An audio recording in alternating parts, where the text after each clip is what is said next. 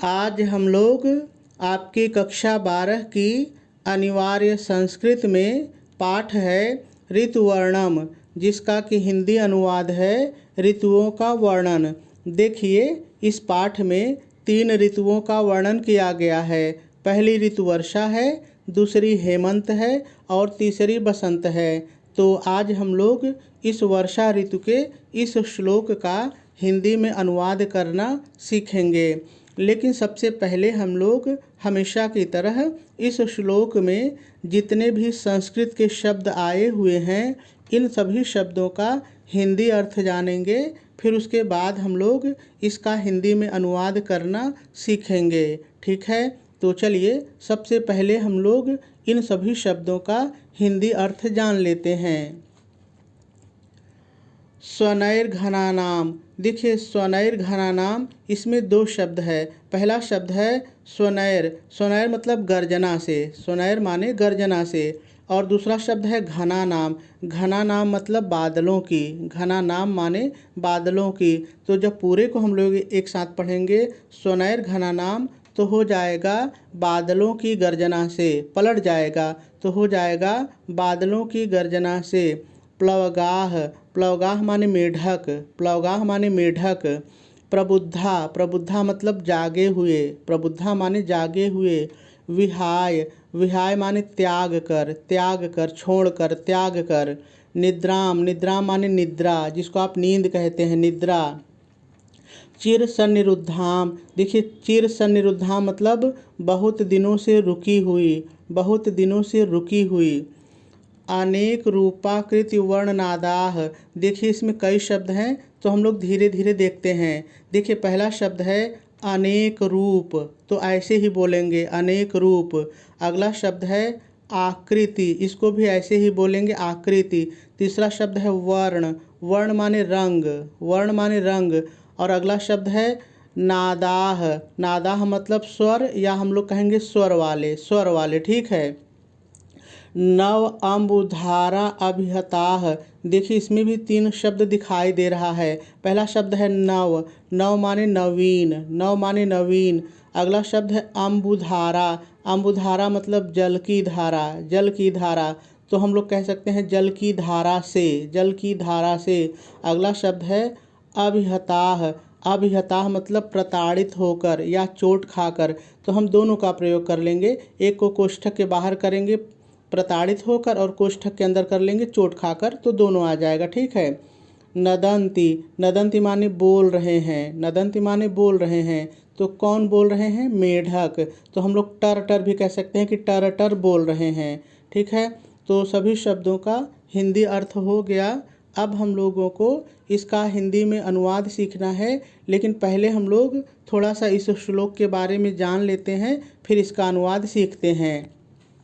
तो देखिए, ये जो श्लोक है, ये जो हमारा ग्रंथ है रामायण, जिसको कि वाल्मीकि ने लिखा है, तो ये रामायण से लिया गया है। देखिए, इसमें है क्या कि जो श्री रामचंद्र जी हैं, वो लक्ष्मण के साथ और माता सीता के साथ वनवास को गए हैं। और वनवास में एक पर्वत है माल्यवान, और माल्यवान पर्वत पर ठहरे हुए हैं, निवास कर रहे हैं। ठीक है, ऐसे में वर्षा ऋतु आ जाती है, और जो श्री रामचंद्र जी हैं वो लक्ष्मण से वर्षा ऋतु का वर्णन करते हैं। और जो हमारी रामायण है उसमें जो सुंदर कांड है, उसमें ये श्लोक आया हुआ है। ठीक है, तो चलिए अब हम लोग इसका हिंदी में अनुवाद करना सीखते हैं। तो सबसे पहले आप हेडिंग डालेंगे हिंदी में अनुवाद, और डैश डाल करके लिखेंगे अनेक रूप। देखिए, इस श्लोक का अनुवाद आप यहाँ से शुरू करेंगे तो बहुत आसानी से हो जाएगा। तो फिर से देखिए, तो हो जाएगा अनेक रूप कामा आकृति कामा रंग वर्ण रंग और स्वर वाले। नादाह, इसको हम लोग कहेंगे और स्वर वाले। तो हो जाएगा अनेक रूप आकृति रंग और स्वर वाले बादलों की, घना नाम बादलों की गर्जना से, स्वनैर गर्जना से, बादलों की गर्जना से। तो हो जाएगा अनेक रूप, आकृति, रंग और स्वर वाले बादलों की गर्जना से बहुत दिनों से रुकी हुई, चिर सन्निरुद्धाम, बहुत दिनों से रुकी हुई निद्रा को। देखिए उल्टा आइए, आपका वाक्य फटाफट बनता जाएगा। बहुत दिनों से रुकी हुई निद्रा को त्याग कर, विहाय त्याग कर जागे हुए, प्रबुद्धा जागे हुए, बहुत दिनों से रुकी हुई निद्रा को त्याग कर जागे हुए मेढक, प्लवगाह मेढक नवीन जल की धारा से प्रताड़ित होकर या चोट खाकर, अभिहताह प्रताड़ित होकर, चोट खाकर। तो देखिए नवीन अम्बुधारा जल की धारा से, अभिहताह प्रताड़ित होकर, चोट खाकर बोल रहे हैं, नदंती बोल रहे हैं। तो मेढक के लिए आया है तो हम लोग कह सकते हैं टर टर बोल रहे हैं, पूर्ण विराम लगा देंगे और आपका अनुवाद पूरा हो जाएगा।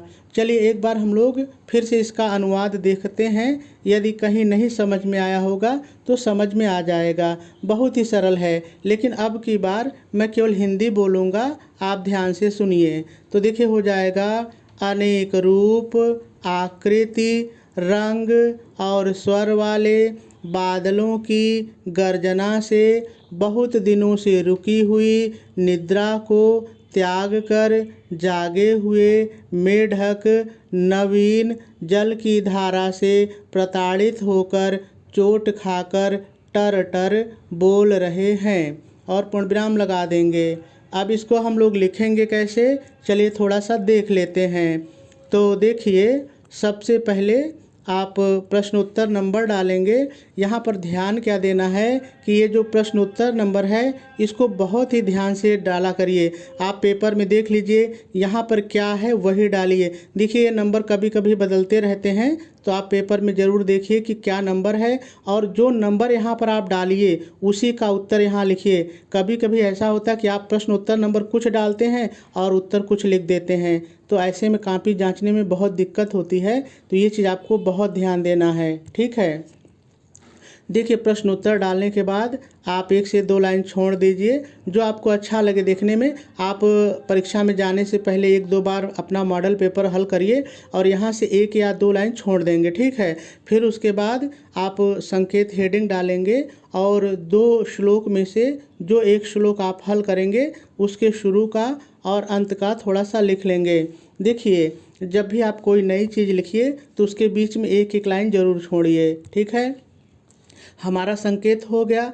अब उसके बाद अगली हेडिंग डालेंगे संदर्भ, और डैश डाल करके लिखेंगे प्रस्तुत संस्कृत श्लोक हमारी पाठ्य पुस्तक हिंदी के दिग्दर्शिका खंड में संकलित ऋतुवर्णम पाठ के वर्षा शीर्षक से उद्धृत है।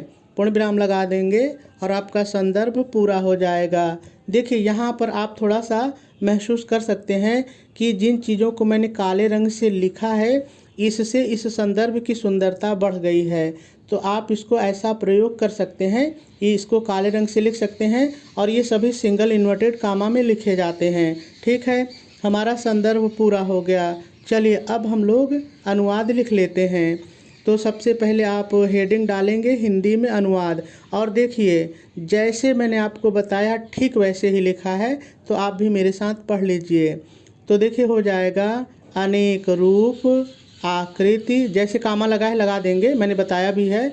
अनेक रूप, आकृति, रंग और स्वर वाले बादलों की गर्जना से बहुत दिनों से रुकी हुई निद्रा को त्याग कर जागे हुए मेढक नवीन जल की धारा से प्रताड़ित होकर। देखिए मैंने इसको कोष्ठक के बाहर किया है और चोट खाकर अंदर किया है, तो आप भी कर सकते हैं। चोट खाकर बोल रहे हैं, कोष्ठक में लिख दीजिए टर टर कर रहे हैं, और आपका हिंदी में अनुवाद भी पूरा हो जाएगा।